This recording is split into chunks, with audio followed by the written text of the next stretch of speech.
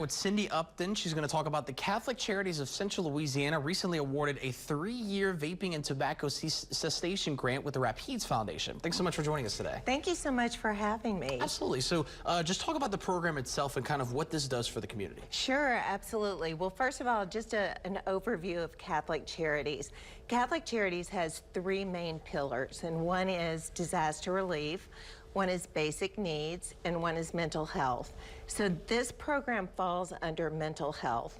We have tobacco and cessation program options, and fortunately, through a grant funded by the Charities Foundation, we're able to extend those services.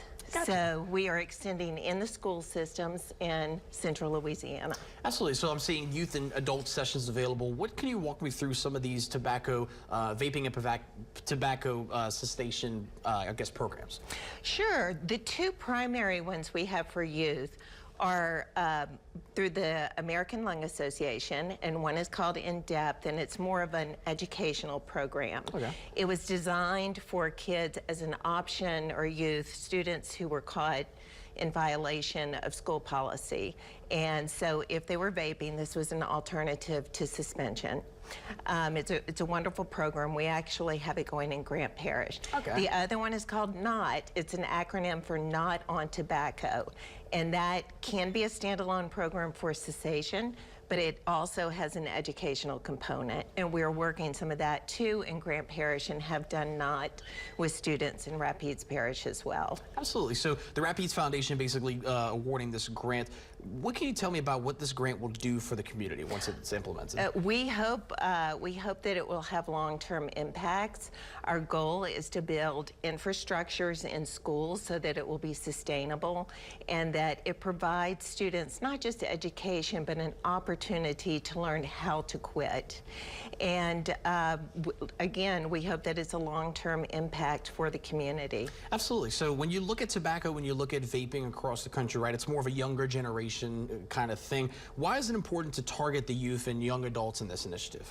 I think there's a lot of misunderstanding about vaping, and that it is completely safe, and youth are getting access to it much earlier.